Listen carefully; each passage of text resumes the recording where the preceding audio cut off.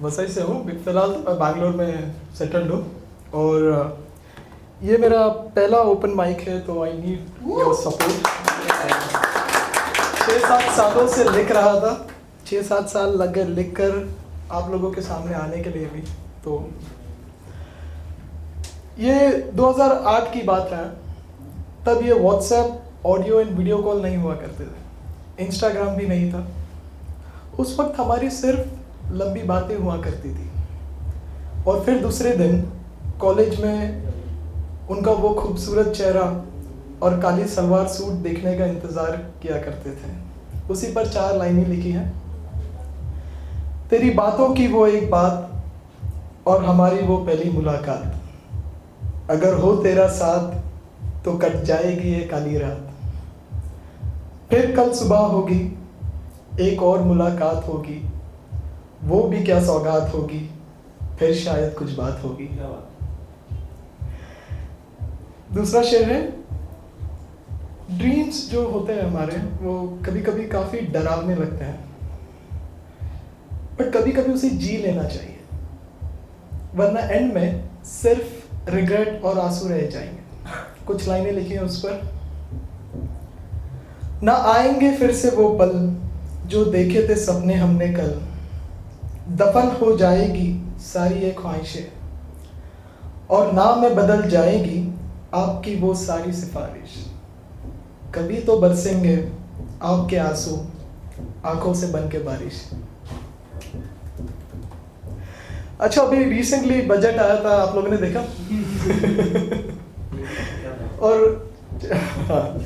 और छोटी बड़ी शादियां भी हो रही है देश में। कौन कौन है जो यहाँ पर टैक्स भरता है? वैसे मैं तो भरता हूँ। कुछ लाइनें लिखी हैं उनके बारे में जो ये देश चला रहे हैं।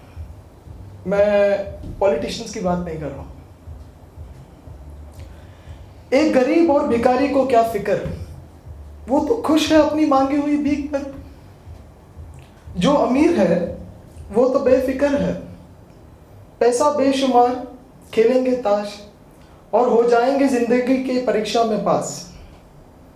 और यह जनाब है कुछ खास, ना गरीब है ना अमीर, फंसे हैं इनके बीच में और ट्रैवल करेंगे सेकंड क्लास। पैसा कमाने का चक्कर, फैमिली संभालने का भार, मिलो इनसे, यह है मिडिल क्लास। यही लोग हैं जो देश चला रहे हैं एक्चुअली। दूसरा शेर है, आप लोग शायद रिलेट भी कर पाए। डिप्रेशन एक ऐसी चीज है जिसमें एक इंसान अपने हालात बयान नहीं कर पाता, and the easiest way to deal with depression is to go and sleep, take some rest. लेकिन ऐसा हर बार नहीं होता, इसका एक ड्रॉबैक भी है। शादीशुदा लोगों को ये बहुत कॉमन प्रॉब्लम है। आपके पार्टनर आपको समझ नहीं पाएंगे and they might leave you as well. So be vocal about it, talk about depression. कुछ लाइन पेश करूंगा, आपको पसंद आएगी शायद। नींद का भी एक अजीब किस्सा था, नींद का भी एक अजीब किस्सा था, हमारी तबाही में इनका भी एक हिस्सा था। तुम्हारी तकलीफें बढ़ी तो हम नींद की आड़ में सोने चले गए, वो वहां बैठे रोते जा रहे थे। हम जब अपने नींद से उठे तो वो कुछ ऐसे रूठे। हमने कहा बातों को छोड़ो और आओ हमारे पास, पर वो इस दुनिया को छोड़ उस दुनिया की ओर चल पड़े।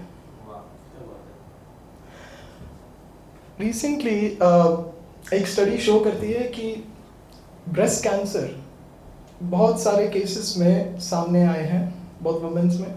पहले ये एक सर्टेन एज ग्रुप में ही हुआ करता था, 50 and above, but it is seen in the age group less than 50 age well. इस बीमारी में ब्रेस्ट के ऊपर एक लंप डेवलप होता है जो कैंसरस होता है। उसे ट्रीट करने के लिए कीमोथेरेपी, रेडिएशन देनी पड़ती है। In the worst case, the last resort would be to operate and remove the breast itself.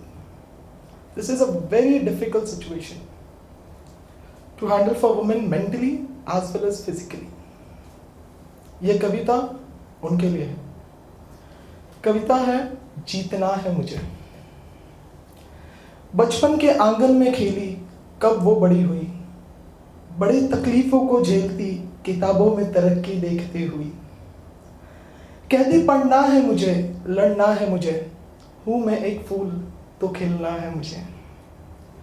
अपने आंगन को छोड़ किसी और के आंगन सजाने में लगी, दूसरों के खुशी में अपनी खुशी ढूंढने में लगी। दूसरों का दर्द बांटने में अपने दर्द को वो भूली। ऐ माँ, लेकिन यह कैसा भार है मेरे सीने में, कुछ समझ ना आए इस बीमारी के होने से।